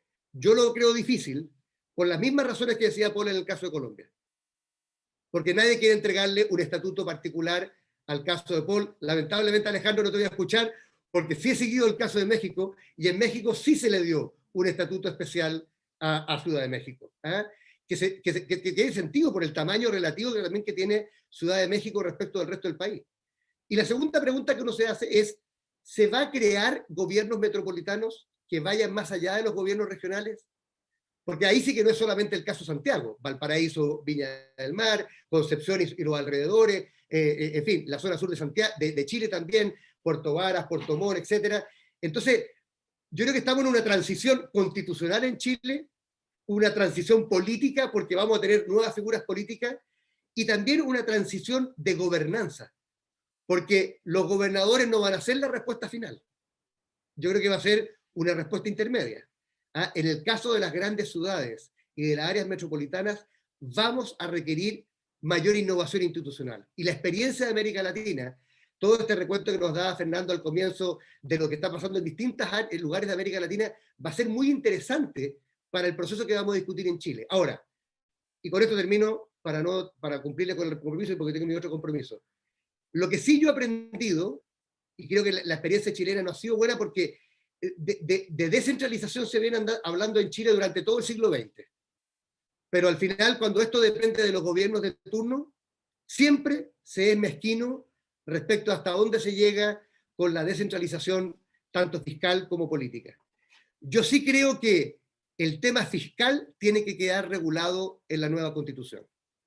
O sea, ¿Cómo se va a entregar? ¿Qué porcentaje de los fondos? ¿Cómo se va a regular el financiamiento municipal para hacerlo más igualitario? No puede quedar solamente en manos del gobierno que se elija cada 4 años, porque la inercia centralista y de acumular poder siempre va a ser de que no va a llegar los recursos y las atribuciones a nivel local. Entonces, súper interesante lo que va a pasar en Chile, descentralización política, debate constitucional, y lo que viene ahora también es cómo aprendemos de la experiencia latinoamericana para hacer las cosas bien, porque si bien hemos hecho cosas que van en la dirección correcta en muchos sentidos, creo que en materia urbana a nosotros nos falta mucho para poder aprender a gobernar grandes ciudades. Eso. Muchas gracias, Claudio. Te vamos a disculpar desde ya. Entendemos que estás lleno de actividades y nos habría gustado haber escuchado tu opinión después de esto, pero vamos a dejar a Alejandro Encinas, que tal como lo anticipamos, es economista, político mexicano, y tal cual ha dicho Claudio recién, tiene mucho que compartir porque el gobierno del Distrito Federal de México es precisamente una experiencia interesante de recoger cuando hablamos tanto de áreas metropolitanas como de ciudades capitales. Y él ha tenido una vasta experiencia en distintas funciones precisamente en este nivel. Así que, Alejandro, no solamente te volvemos a agradecer tu generosidad con el tiempo, sino que también vas a tener la posibilidad de hacer un comentario más general, que era lo que originalmente le habíamos pedido a Claudia. Así que todo suyo el micrófono y la pantalla. Muchas gracias, Paulina. Muy buenas tardes tengan todas y todos ustedes. Aprecio mucho la invitación a participar en este taller sobre la ciudad y los procesos constituyentes de América Latina, y espero que compartir la experiencia de lo que fue la Asamblea Constituyente de la Ciudad de México, celebrada hace poco más de 4 años, sea de utilidad, no solamente para el estudio académico que se está haciendo, sino para el proceso que está llevando en Chile para la construcción de su nueva Constitución. Me da mucho gusto ver aquí la participación de algunos colegas mexicanos, el caso de Gabriela Rodríguez, también fue diputada constituyente, seguramente hará algunos comentarios al respecto, y de Roberto Evenschutz, que fue secretario de Desarrollo Urbano del primer gobierno democrático de la ciudad de 1997, y alguien que aportó muchísimo a la nueva Constitución. Yo quisiera tratar de complementar lo que se ha expuesto tanto Fernando, Paul y Claudio, tratando al mismo tiempo de dar respuesta a las preguntas que nos formularon para la atención de esta mesa de trabajo, vinculados a cómo se colocó en el proceso constituyente los temas vinculados con la ciudad, cómo fue la discusión, cuáles fueron las fuerzas políticas que impulsaron este proceso, qué sucedió después de la aprobación de la Constitución y particularmente hacer el análisis de las condiciones coyunturales que llevaron a la necesidad de una nueva Constitución en la primera Constitución de la Ciudad de México, que ha sido fue un debate histórico que inició apenas en 1824. Fueron 194 años de discusión sobre la autonomía de la Ciudad de México. Con el primer Congreso Constituyente de nuestro país, el debate era si se reconocía a la Ciudad de México como una entidad federativa, al igual que el resto de las entidades de la República. Y a pesar de que la resolución de este Congreso fue la conformación de una república federalista, lo cierto es que fue federalista en el papel, pero mantuvo una alta concentración del poder político al momento de limitar los derechos y la autonomía de la Ciudad de México y sus habitantes, al delimitar en un perímetro de 2 leguas a la redonda de lo que es el Zócalo capitalino, lo que sería la capital de México, reconocida como una circunscripción territorial denominada Distrito Federal. Situación que prevaleció hasta hace apenas 4 años, a pesar de que el debate se mantuvo durante todo el siglo XIX, en donde hubo cambios importantes para tratar de reconocer algunos de los derechos de la ciudad. Más aún en el siglo XIX se estableció con mucha precisión que en caso de que se modificara la sede de los poderes federales, la Ciudad de México se constituiría en un estado más de la federación, conocido como el Estado de la Náhuac. Sin embargo, pues se fortaleció la Ciudad de México como la sede de los poderes federales, y a lo largo de todo el siglo XX, prácticamente hasta después de 1985, los cambios administrativos que se registraron fueron mínimos, donde no, de que lo que llevó a convertir a la Ciudad de México en la ciudad del presidente. Un presidente que designaba al regente de la ciudad, a los delegados políticos, un presidente que decidía el presupuesto de la propia Ciudad de México, en la que estaba constituida como una dependencia más del gobierno federal. Creo que los movimientos sociales y políticos, particularmente detonados a finales de los años 60 con el movimiento estudiantil, la insurgencia electoral que llevó a la reforma política en los años 70, pero particularmente la emergencia ciudadana que derivó de los sismos de 1985, dieron cuenta de que se había agotado el modelo de gobierno de la Ciudad de México cuando la ciudadanía rebasó al propio gobierno federal para atender la emergencia y las labores de rescate, lo que fue, sin lugar a dudas, cabalmente reflejado con el surgimiento de la disidencia interna dentro del PRI con el ingeniero Cuauhtémoc Cárdenas en 1988, en donde el resultado electoral a favor del Frente Democrático Nacional fue avasallador en contra del partido en el gobierno. Esto abrió la posibilidad de iniciar distintas reformas que a cuentagotas fueron tratando de atender las nuevas modalidades de gobernanza en la Ciudad de México, pero que fueron insuficientes.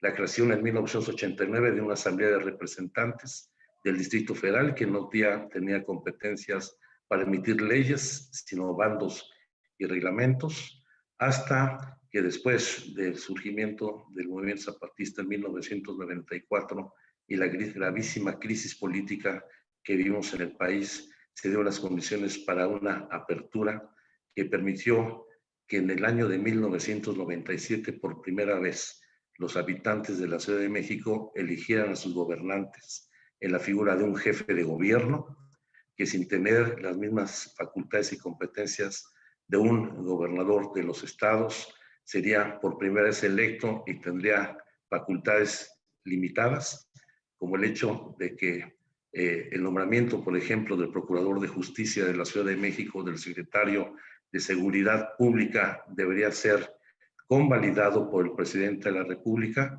o limitaciones en el ejercicio de su presupuesto y su endeudamiento, que todavía tiene que ser autorizado por el Congreso de la Unión. Sin embargo, se elige también una primera Asamblea Legislativa y hasta el año 2000, por primera vez se elige a los delegados políticos. Todavía en 97, el jefe de gobierno designó a los delegados de las 16 demarcaciones territoriales, y esto fue construyendo un nuevo entramado institucional, la conformación de un gobierno local que sin lugar a dudas tuvo un desarrollo muy vertiginoso y que generó condiciones para presionar, a dar un paso significativo a la constitución de una ciudad con plena autonomía. Claro, aquí hubo una coyuntura, particularmente en el año 2012, cuando en un acuerdo político al que llegaron los tres principales partidos políticos de aquel entonces, en el ánimo de crear las condiciones para hacer las reformas estructurales, particularmente en materia energética, de competencia económica, de telecomunicaciones, de educación y otros aspectos, se incluyó en una agenda de trabajo la reforma política para otorgar la autonomía a la Ciudad de México, la cual enfrentó profundas resistencias. Nos llevó prácticamente 3 años la discusión para lograr una reforma constitucional en donde no se reconoció a la Ciudad de México como una entidad federativa más, sino se le dio un estatuto de autonomía como ciudad capital, dándole la facultad y la competencia para contar con una constitución política y definir su régimen jurídico y sus formas de gobierno. Creo que este proceso, sin lugar a dudas, fue muy importante, a pesar de las restricciones que la propia reforma constitucional que reconoce la autonomía de la ciudad estableció un conjunto de condiciones para el desarrollo de la Asamblea Constituyente que estoy convencido apostaba al fracaso del proceso constituyente en la Ciudad de México, que incluso, lo voy a comentar más adelante, fue cuestionado una vez aprobada la Constitución por el propio gobierno federal que impugnó la Constitución aprobada. ¿Cuáles fueron estas limitaciones que se establecieron en la propia Constitución que se convirtieron en obstáculos que afortunadamente fueron superados y ayudaron a sacar adelante la Constitución? Primero, un déficit de legitimidad, un déficit democrático en la conformación de los integrantes de la Asamblea Constituyente. 100 diputadas y diputados constituyentes, 60 de los cuales fueron electos directamente a través de listas de representación proporcional. No fue a través de la vía territorial. Ese es un hecho inédito. Nunca habíamos tenido en el país una elección que, aunque fuera parcial en la integración del Congreso, fuera por representación proporcional plena, y 40 integrantes de la Asamblea Constituyente designados. 10 por el Ejecutivo Federal, 10 por el jefe de gobierno del Distrito Federal, 10 por el Senado de la República y 10 por la Cámara de Diputados, aduciendo que en tanto la Ciudad de México era la capital de la República, los poderes de la Unión deberían de intervenir en decisiones que no competían solamente a los habitantes de la ciudad. Creo que esto fue, sin lugar a dudas, uno de los principales obstáculos para poder acreditar más adelante la legitimidad de esta Asamblea Constituyente. De la misma manera, se pusieron restricciones muy claras a la forma de aprobar tanto la integración de los órganos de gobierno, el reglamento de la Asamblea Constituyente y la aprobación de cada uno de los artículos de la Constitución, al señalar, por ejemplo, que tanto la aprobación de las reglas internas del reglamento de la Asamblea Constituyente como la integración de su mesa directiva debería ser aprobada por las 2/3 partes del total de las integrantes y los integrantes de la Asamblea Constituyente. Es decir, necesitamos 67 votos para poder aprobar nuestro reglamento y elegir nuestra mesa directiva.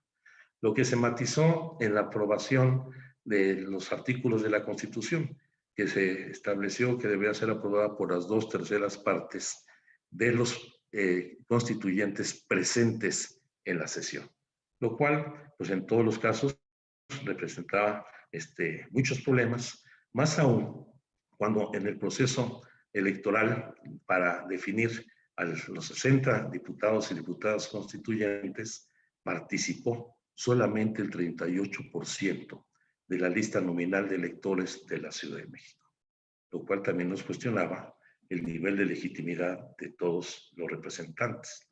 Pero lo más interesante de este resultado es que ningún partido político por sí, ni aliado incluso con la segunda fuerza política, podía constituir en ningún momento las 2/3 partes para garantizar el desarrollo de la Constitución. No implicaba la construcción de un conjunto de acuerdos transversales que permitieran llegar a acuerdos que justamente garantizaran la mayoría calificada que se requería en cada uno de los aspectos.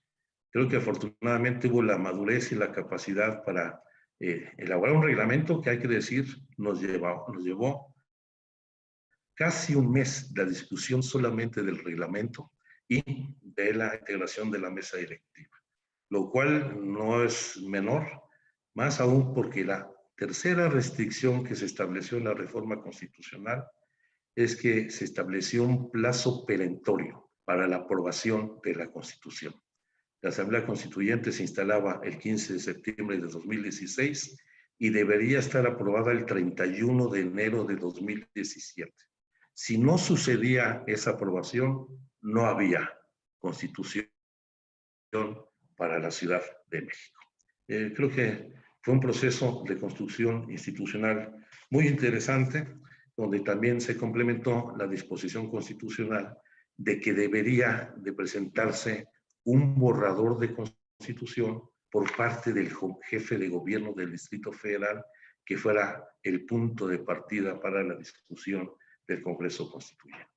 Creo que afortunadamente hubo el atino para que el jefe de gobierno del Distrito Federal estableciera la constitución de un grupo redactor de poco más de 30 personas, en donde concurrieron desde jefes de gobierno del Distrito Federal, servidores públicos, dirigentes sociales, representantes de la academia, representantes de las comunidades indígenas, de los distintos sectores, del feminismo, del movimiento de la diversidad, que dio como conclusión, junto con distintas consultas que se hicieron públicas, pues a la base de un proyecto que fue presentado el primer día de constitución que se integró la Asamblea Constituyente de la Ciudad de México.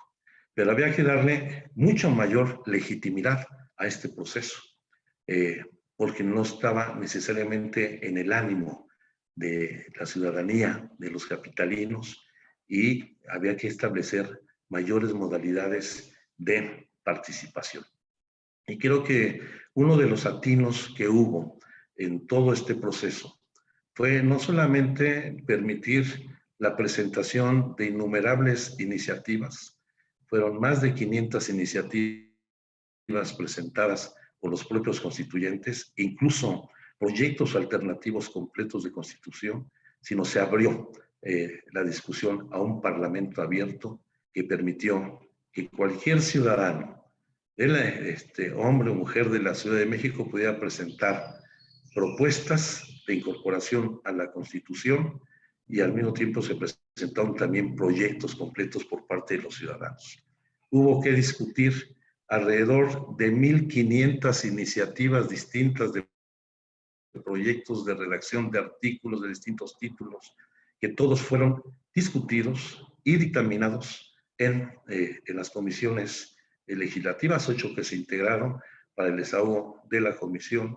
Y otro tema que considero que fue muy importante en construir una base de legitimidad de la Constitución fue al haber convocado a los pueblos y barrios originarios de la Ciudad de México a una consulta pública, la primera que se realiza en nuestro país, cumpliendo con las disposiciones de la consulta a los pueblos indígenas establecida por Naciones Unidas, en donde en alrededor de 940 asambleas en las comunidades y en los barrios originarios se aprobó por unanimidad el capítulo relativo a pueblos y barrios originarios de la Ciudad de México.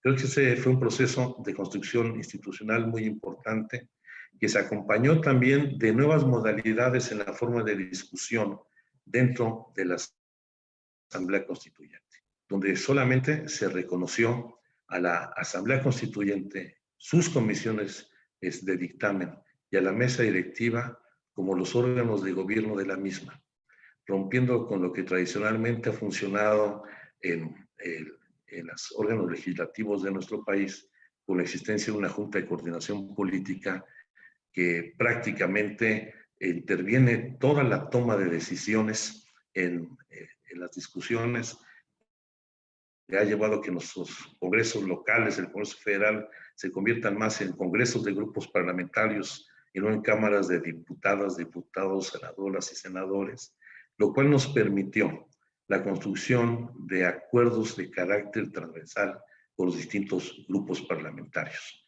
Claro que en esto tiene que ver mucho el nivel de desarrollo cívico, político de la ciudad, de una ciudadanía muy reclamante y vigilante también del comportamiento de sus representantes.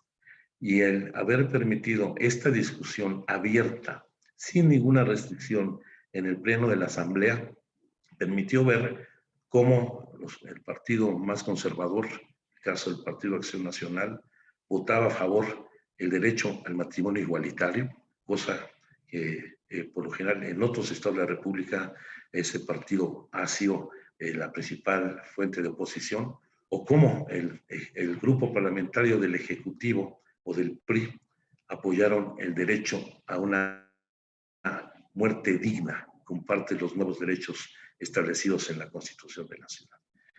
Sin embargo, pues la discusión en ocasiones fue ríspida y en muchos casos hubo momentos de inflexión donde pudo haberse quebrantado en la posibilidad de un acuerdo en algunos de los temas básicos de la Constitución.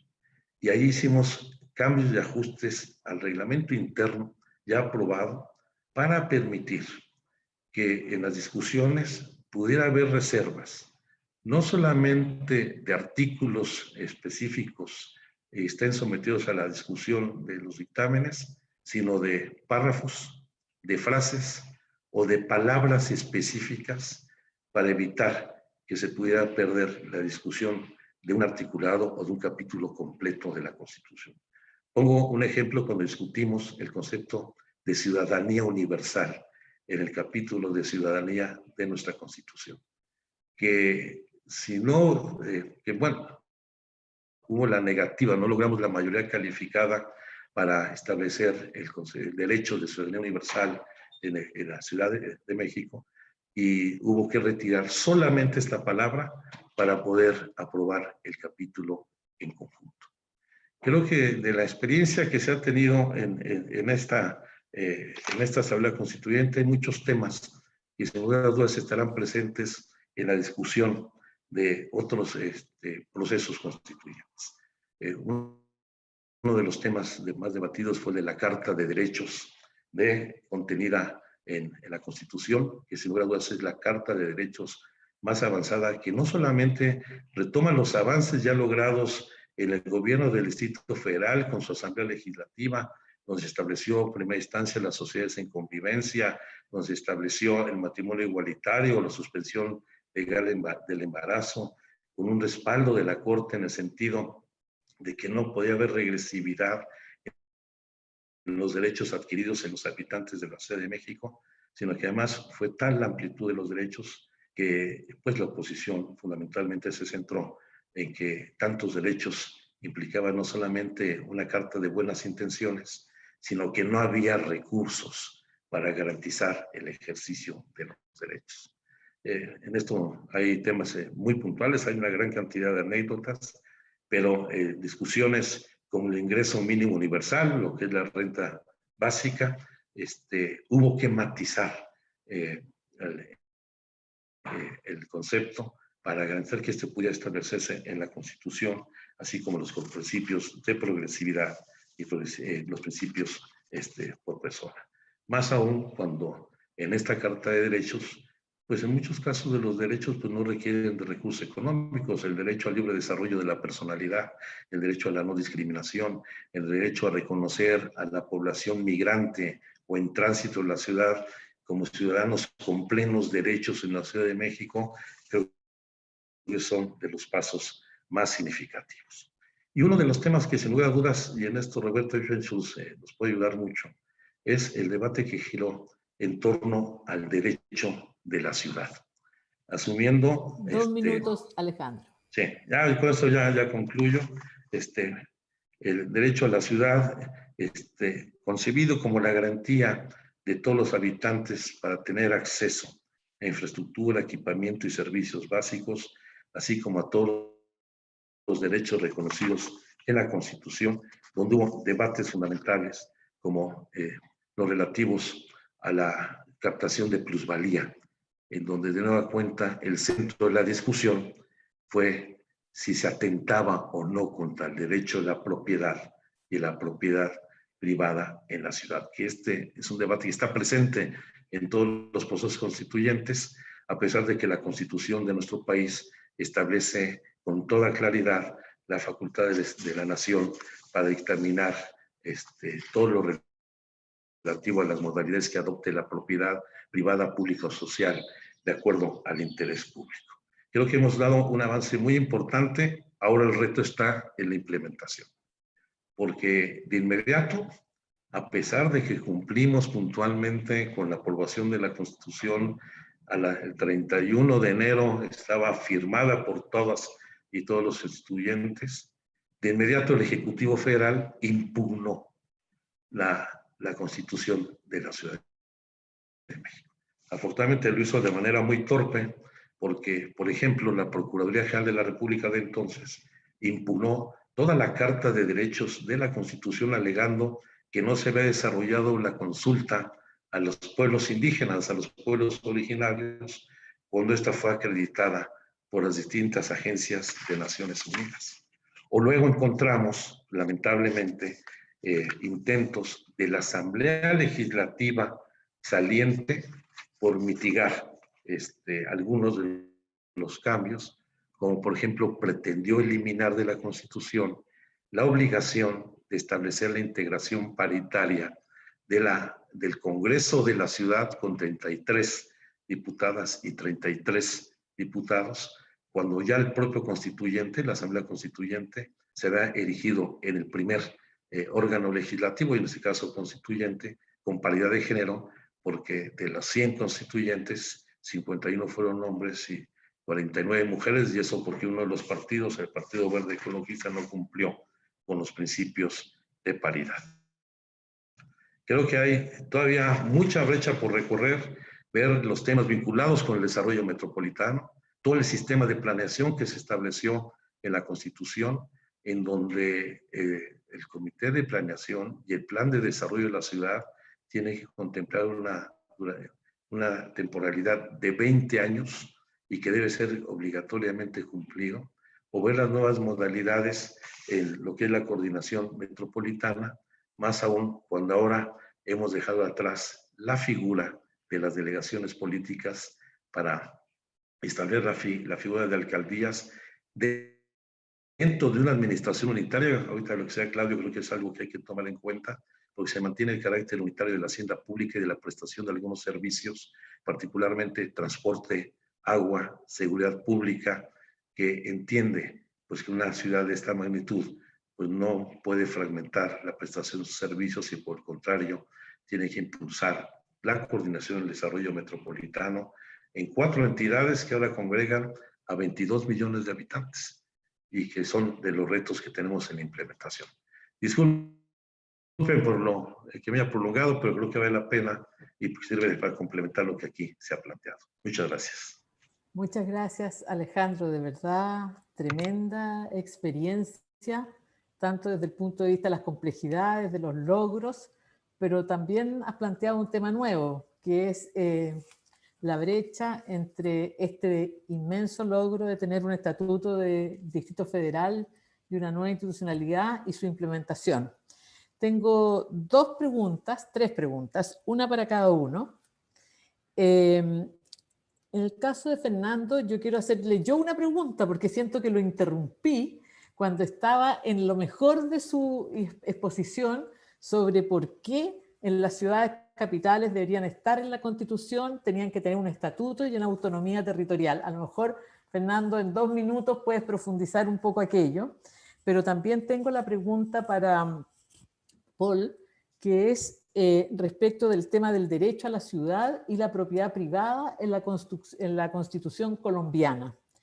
Y en el caso de Alejandro, insinuaste un tema que desató mucho interés, porque para nosotros los chilenos este es un tema muy complejo, que es el tema de el suelo, en el debate, el suelo urbano, en el debate constituyente en Ciudad de México. Así que les dejo 2 minutos a cada uno para que puedan profundizar, y Fernando, perdona por haberte interrumpido, pero te compenso ahora, en este mismísimo momento, con tu palabra ahora.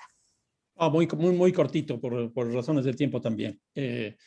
Un poco la tesis que yo estoy sosteniendo es la necesidad de introducir un nuevo Estado, que no sea solo federal y unitario, y que pensemos un poco en esta experiencia española, que yo creo que es interesante.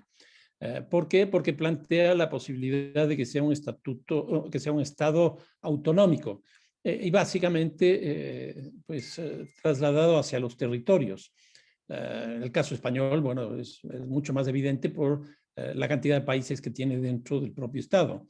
Pero lo que estamos viendo en Bolivia y estamos viendo en Ecuador, yo creo que ayuda mucho, y ustedes también tienen pueblos y nacionalidades indígenas en conflicto, y creo que ahí se puede encontrar, por ejemplo, lo que tanto en Bolivia y en el Ecuador tenemos circunscripciones territoriales indígenas, que son autónomas. Entonces, eso ayuda. Están en toda la discusión ustedes de las regiones autónomas. Pues yo creo que esto va en esa misma línea. Y el tema de la capitalidad, de la capital más bien, a mí sí me parece que es importante que esté dentro de la Constitución con el nombre que sea, pero que sea distinto al resto de las ciudades, porque esa especificidad da la posibilidad de que posteriormente se pueda tener una ley secundaria que justamente rija esa condición. Los ejemplos que yo ponía de ciudades que se dividen internamente para constituir incluso autonomías internas. Por ejemplo, en el caso de ustedes, uno de los grandes problemas que tienen es que le falta una unidad administrativa a esa totalidad de comunas que existen. Está planteado el tema de las gobernaciones regionales, pero me parece que con muy pocos recursos y con muy pocas competencias.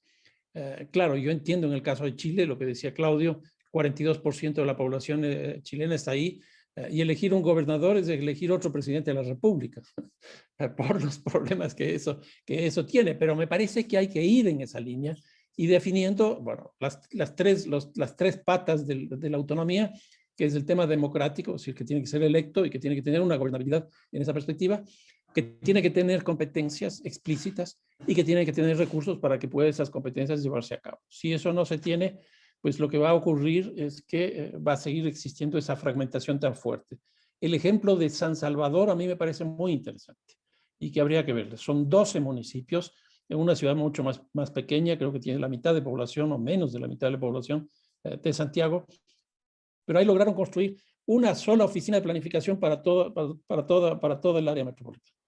Y no solo eso, sino que tienen los 12 alcaldes conformado un consejo, donde es un consejo fundamentalmente político. A mí me parece que por ahí puede haber una cosa interesante. Y ni se diga la experiencia mexicana, que yo considero que de las capitales en América Latina es la más interesante, independientemente de los problemas que haya tenido, pero me parece que es la más interesante, la más progresista y la que puede señalar algunas directrices hacia el futuro. Muchas gracias, Fernando. Le doy la palabra a Paul ahora para poder profundizar en este tema que se ha planteado respecto al tema del derecho a la ciudad y la propiedad privada en el debate constitucional de Colombia. ¿Estás con el micrófono apagado, Paul? Sí, la respuesta tiene que ser muy breve para una pregunta de semejante tamaño. Como cosa curiosa, la Constitución de 1991 aprobó la expropiación sin indemnización, cosa que es una especie de locura que fue necesario reformar después, por supuesto. Pero la Constitución también aprobó la no extradición de Pablo Escobar. Eso fue, la no extradición de Pablo Escobar aprobado por la Constitución. Esto también tocó quitarlo, por supuesto. Pero además se hizo con balas y con sobornos y todo ese asunto. Pues, estos procesos están llenos de ese problema.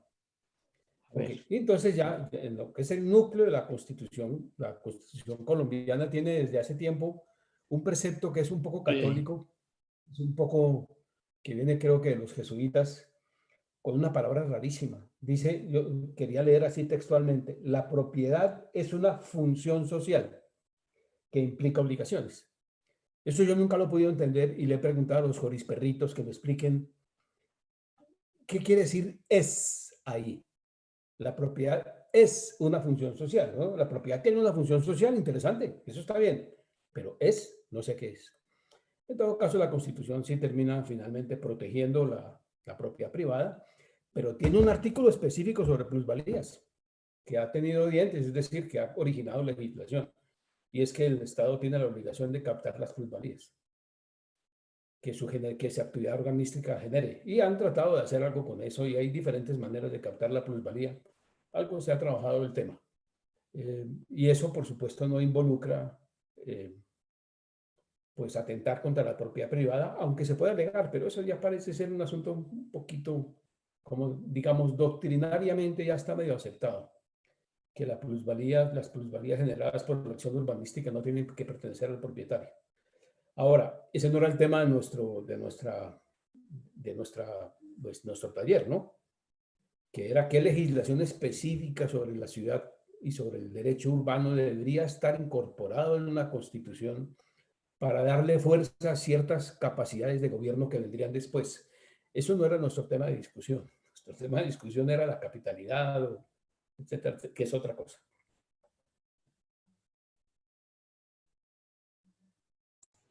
Muchas gracias. Le voy a dar la palabra a Alejandro. Sí. Quedó este Sí, tema pues, del suelo en los arreglos constitucionales en México, que es un tema, ya lo decíamos, de mucha importancia para el debate actual en Chile sobre los temas de derecho a la ciudad y de incorporar los temas urbanos a nuestra Constitución. Bueno, este es un tema que nosotros dábamos por resuelto desde la Constitución de 1917, con el artículo 27 constitucional estableció, igual léelo textualmente: la nación tendrá en todo tiempo el derecho de imponer a la propiedad privada las modalidades que dicte el interés público, así como el de regular en beneficio social el aprovechamiento de los elementos naturales susceptibles de apropiación con objeto de hacer una distribución equitativa de la riqueza pública. Ese es un artículo vigente en nuestra Constitución. Sin embargo, hemos tenido una discusión en materia de la regulación del desarrollo urbano y los usos del suelo histórica desde 1976, donde Roberto Ayllus participó en la elaboración de la primera Ley General de Asentamientos Humanos, que posteriormente se debatió en 1993, refrendando lo que es la facultad de competencia de la autoridad para regular no solamente la propiedad, sino particularmente los usos del suelo. En el caso de la Constitución de la Ciudad de México, se estableció con toda claridad el derecho a la propiedad urbana, garantizando la propiedad inmobiliaria como base para el desarrollo económico de las ciudades, procurando siempre la máxima certidumbre jurídica, pero estableciendo con toda claridad que el derecho de propiedad, de posesión o de cualquier otro derivado de la tenencia de bienes inmuebles se sujetará siempre a las provisiones, reservas, usos y destinos que determine la autoridad en los planes de desarrollo urbano. Esto generando canales de participación efectivamente de los ciudadanos, pero una vez definidos del uso del suelo, la propiedad tendrá que sujetarse a ello mismo. Pues aquí siempre va una gran disputa, especulación, corrupción, tráfico de las inmobiliarias, pero la Constitución del país y de la Ciudad de México es muy expresa en el sentido de que debe prevalecer el interés público en los usos del suelo en nuestra ciudad. Muchas gracias, Alejandro. La verdad es que el tiempo se nos vino adelante. Se supone que parte de mi trabajo era hacer una síntesis. Creo que no hay mucho tiempo para aquello. Además de agradecer, creo que Fernando nos puso de frente a un tema complejo, que es esta idea del Estado autonómico y esta capital con estatuto de autonomía territorial y claramente estipulada en la Constitución. Paul nos planteó los dilemas de un proceso constituyente sobredimensionado, la complejidad de poner todo en la Constitución y no equilibrar en el tema de las leyes, los acuerdos políticos.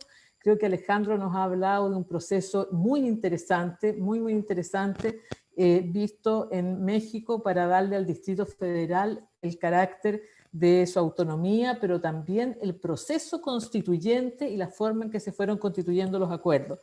Y creo que Claudio Rego, a pesar del poco tiempo que estuvo con nosotros, nos planteó este dilema complejo que estamos enfrentando los chilenos, que es crisis sanitaria, crisis social, proceso constituyente, proceso de descentralización, y en ese sentido solo nos queda agradecer los aprendizajes con que ustedes nos regalan hoy día la posibilidad de que este proceso que tenemos por delante sea de lo más participativo, pero también sea de alguna manera atingente a este concepto de un Estado de derechos, de mayor equidad y mayor posibilidad de transformación en nuestro país. Yo lo dejo hasta aquí, agradezco infinitamente la oportunidad que he tenido de moderar este panel y dejo a Patricia para que pueda hacer el cierre final de esta actividad.